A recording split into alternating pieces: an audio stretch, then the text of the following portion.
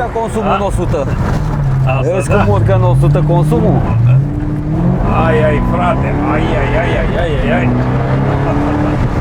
Chiar dacă mergem foarte încet, per ansamblu acum, și mai încet dacă raportăm la ce am făcut noi astăzi cu mașina ta. Ai. Și aici poți să savurezi într-un alt fel drumul. E o plăcere și o satisfacție. Exact. La raliu nu prea cred că ții cont de consum, ci mult mai mult de timp. În schimb, la noi nu suntem sponsorii mașinii, ci mașina trebuie să ne ajute să ajungem într-o zonă de business unde să fim profitabili, să reușim să ne plătim salariile.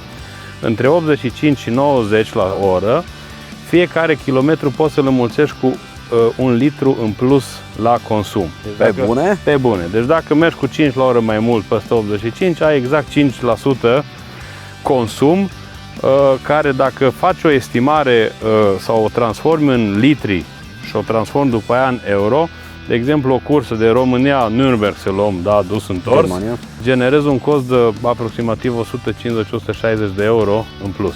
Bani care nu faci nimic altceva decât îi arzi pe toba de eșapament. Da.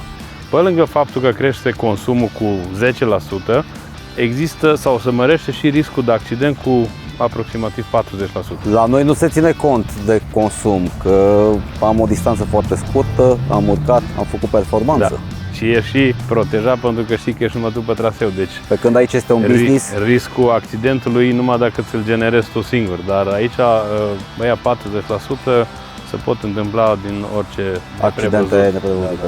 Deci, în concluzie, dragul meu Gabi, dacă ești în situația de a mări viteza sau a lăsa-o la 85, totdeauna trebuie să te gândești în prealabil, pentru că mergând cu 4-5 km mai puțin, Să te gândești de două ori cum ar veni. faci un bine și business-ului și naturii. Planetei. Mi se pare normal. Mi se pare normal. Dacă nu avem noi grijă de ea, atunci cine? Nimeni. Extraterestrii? Nu. Sau cel de sus?